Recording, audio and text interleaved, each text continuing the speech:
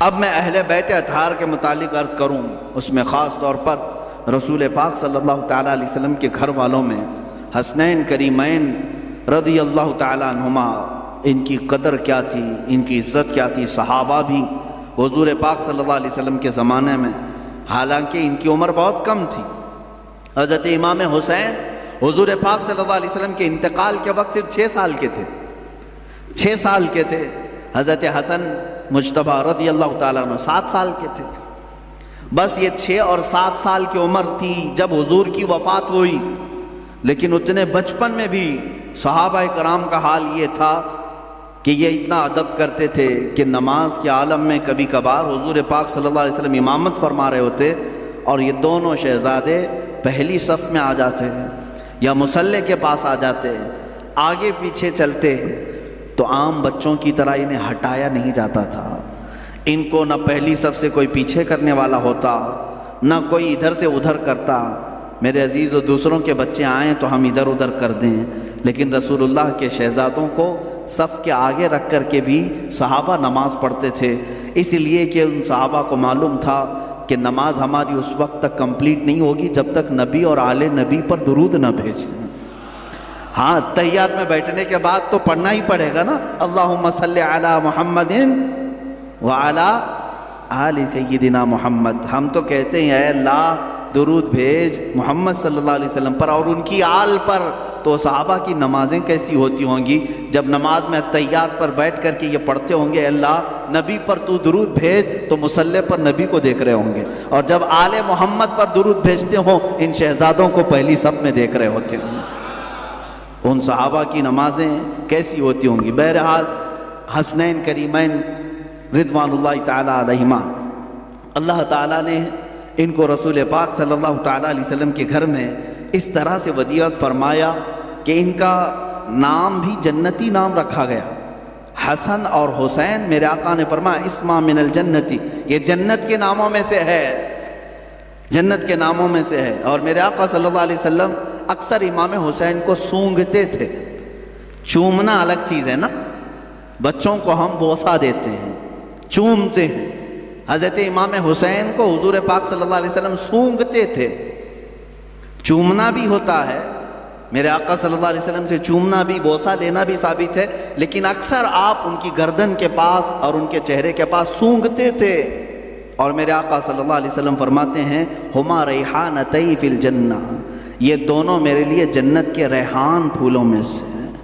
جنت کے جس طرح ریحان پھول ہیں، اللہ تعالیٰ نے حسن و حسین رضی اللہ تعالیٰ عنہما کو جنت کے پھولوں کی طرح خوشبودار بنایا تھا۔ اندازہ کرو میرے عزیزو، جن شہزادوں کی خوشبو خود سید الانبیاء سونگھ رہے ہو، تو کیا اہل بیت میں خوشبو نہیں ہوتی ہے؟ کیا رسول اللہ کے خاندان میں خوشبو نہیں ہوتی؟ یہاں پر مجھے وہ بات یاد آتی ہے، کسی نے مجھ سے کہا تھا، کچھ سال پہلے میں نے ایک واقعہ بیان کیا تھا، اعلیٰ حضرت امام احمد رضا خان فاضل بریلوی رضی اللہ تعالیٰ عنہ کے اہل بیت کا ادب کرنے کا ایک واقعہ مشہور ہے، جس کو ایک صاحب نے اعتراض کر کے کہا تھا کہ ایسا کیسا انہوں نے سونگھ لیا۔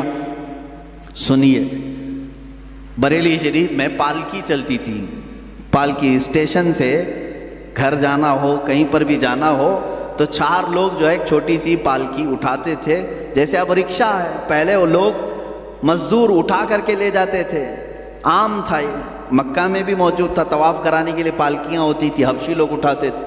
بریلی میں امام اہل سنت فاضل بریلوی نے یہ کرائے کے پالکی والوں کو بلایا، اس میں 3 لوگ تھے یا 4 لوگ تھے یا جتنے بھی تھے، پالکی اٹھانے والوں نے کرایہ طے کیا، اٹھا لیا۔ تھوڑی دیر کے بعد اعلیٰ حضرت فاضل بریلوی رضی اللہ تعالیٰ عنہ کہنے لگے روک دو روک دو، روکا گیا، اتر گئے، کہا کہ تم میں سے کوئی سید زادہ ہے؟ پالکی اٹھانے والوں میں سے کوئی سید زادہ ہے؟ تو لوگوں نے کہا میاں تمہیں تو کرائے سے مطلب ہے، کرایہ دو اور چلو آگے، پیسے دو اور اپنا، یہ کیا ہے، سید ہے، پٹھان ہے، کوئی بھی تو اٹھائے۔ اعلیٰ حضرت نے کہا ہرگز نہیں، میرا یہ شیوہ نہیں ہے کہ کسی سید زادے پر میں سوار ہو جاؤں۔ آپ نے بار بار اصرار کیا تو ان پالکی اٹھانے والوں میں ایک سید زادہ تھا، انہوں نے کہا کہ ہاں میں سید ہوں۔ اللہ اکبر، تھوڑی دیر ہی سوار ہوئے تھے، اعلیٰ حضرت رضی اللہ تعالیٰ عنہ ان کے ہاتھوں کو پکڑ لیا، رونے لگے، بڑی خطا ہو گئی مجھ سے، غلطی ہو گئی، میں قیامت کے دن کیا منہ دکھاؤں گا رسول پاک کو کہ احمد رضا تو میرے بیٹے کے کندھے پر سوار ہوا تھا. اور رونے لگے. اس کے بعد اتنے ہی پر نہیں معافی مانگ کر، بلکہ اس سید زادے کو پالکی پر بٹھایا اور وقت کا مجدد خود پالکی اٹھایا اور آگے تک لے کر کے گئے اور ان کو بہت سارا نذرانہ اور ہدیہ پیش کیا اور کہا سید زادے آپ کے لیے زیب نہیں دیتا کہ آپ لوگوں کا بوجھ اٹھائیں، میں جب تک زندہ ہوں آپ کی حاجات جو بھی ہوں گی مجھ غریب خانے سے آپ لے جایا کریں، آپ کا ہی در دولت ہے، آپ کے آقا آپ کے نانا کا دیا ہوا ہے. اس سید زادے کو اس کام سے ہمیشہ کے لیے دور کر دیا. یہ امام اہل سنت فاضل بریلوی رضی اللہ تعالیٰ عنہ کا مشہور واقعہ ہے، بیان بھی کیا جاتا ہے. کسی صاحب نے ہم سے کہا تھا کہ ایسا کیسے ان کو آ گئی تھی خوشبو، تو ہم نے یہی کہا کہ ان کی طرح عشق پیدا کرو، خوشبو آ ہی جائے گی.